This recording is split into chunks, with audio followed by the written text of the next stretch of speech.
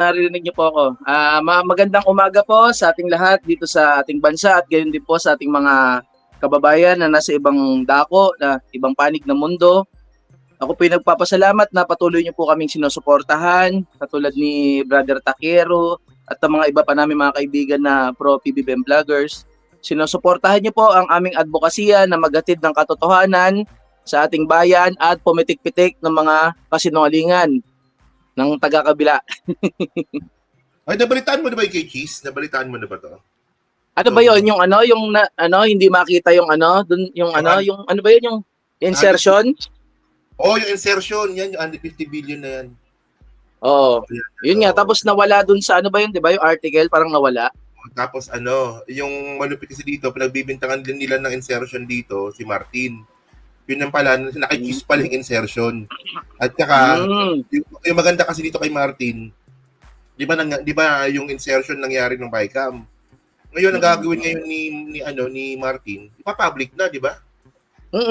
Alam niyo po, itong nais ni Speaker Martin Romualdez na gawing transparent ang bicameral, ito pong ipakita, nangangahulugan ng there's nothing to hide from him, di ba? Kasi kung alam niyang may mga kalokohan sila, bakit niya gustong isa-publiko ito? Di makikita, di ba, for public scrutiny, di ba? Ibig sabihin, confident siya na ipakita ito sa taong bayan. Kaya maaring i-assess nga talaga na siya walang tinatago, hindi po ba? Kasi imagine after ng mga bintang ng mga taga-kabilang panig kay speaker, ngayon bigla niyang susolusyonan ng pagbubukas nga nitong bicameral para sa public scrutiny, di ba? Napakalaking hakbang 'yon para sa transparency ng ating gobyerno. Buti mo na ako umakyat. Kala ko di ka makakakit. Ha? Buti mo rin ako umakyat. Kala ko di ka makakakit. Kasi lang, bago ka lang kasi dito, di ba? Sa YouTube, bago ka lang. Tinuruan ako ni Papa Trix umakyat. Pinapakit niya ako eh. Ginagamit ako ni Papa Trix. Ginagamit. Loko yun eh. Papa Trix. Ito na lang, no? Kasi ito, yung kay Yeda. Yung kay Yeda, pala ito, nakakasapan din namin ito kahapon kay Yeda.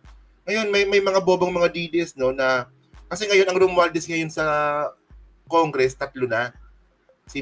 Ano masama? Marami rin naman Duterte.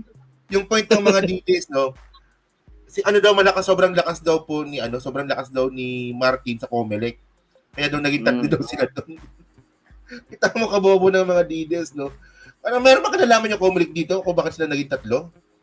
Di ba tandaan mo, di ba pangilan ba si Yeda sa Tingog, pangilan? Pang-anim, di ba? So kasalanan ba ng Comelec yun? Pang-anim, kaya lang nagbitaw yung third, tapos yung dalawang may posisyon na rin. Ilan ba sila? 3, no? 3, di ba? 3 ba yung... Bali 3. Tsaka naman po ang masama kung umupo itong mga Romualdez, sila naman po talaga tunay na tumutulong at walang mga issues maliban lang sa binabato ng mga taga-kabila na hindi naman napapatunayan until now, di ba? Marami rin naman Duterte na nasa pamahalaan. Bakit po kayo nagrereklamo ngayon? Porket Romualdez na nakita nyo, di ba?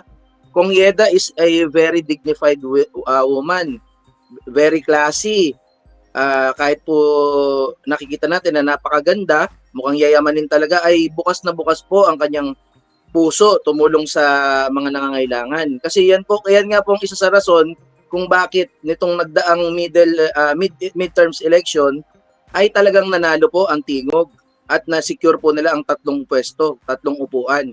Kasi talagang tumutulong sila sa bayan. Alam na alam yan eh. Oo, tama nga. Ang hindi nga alam, yung isang nanalo, yung natanggal, yung Duterte youth na pinamumunuan ng mga matatanda. Isipin mo Duterte youth, no? 40 years old. Si Cardeba? Uy, lagpas pa yata yun sa 40. Kaya nga. Tanda pa sa atin yan eh.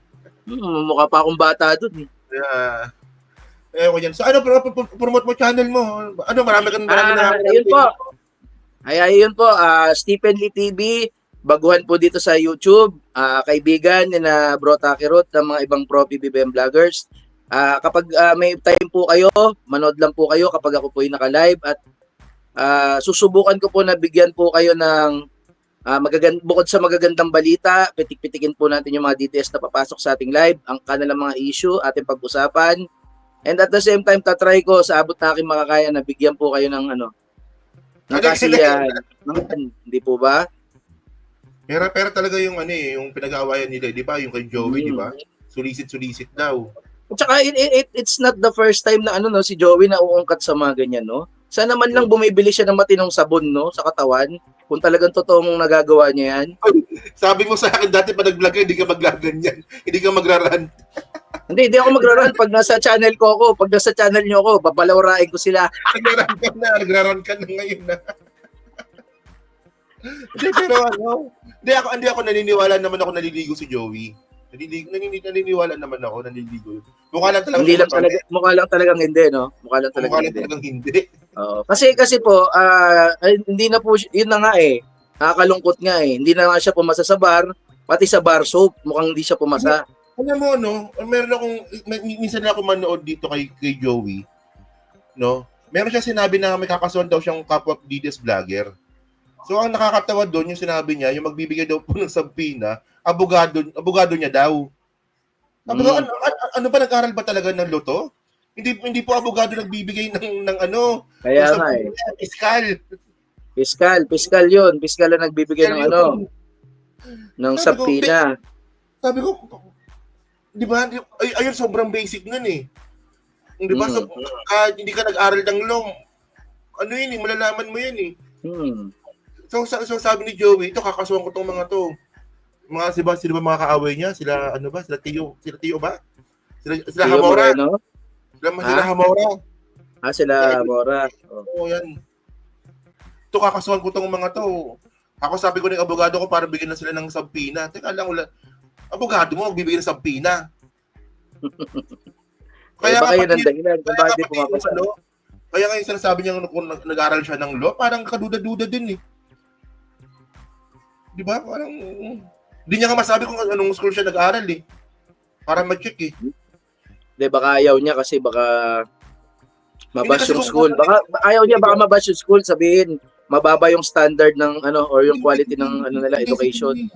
Kung bar flanker ka, di ba? Kahit paano masasabi mo yung school mo Di ba? Na nag-aral ako dito, doon nakapasa ng bar. Di ba? Pero yung nakalipas na bar exam siguro nag-take yan, hindi na nakapasa kaya hindi niya in-announce. Hindi, pero ang bobo naman, men. Magbibigay ng sampina, abogado mo. Sobrang basic nun. Diba?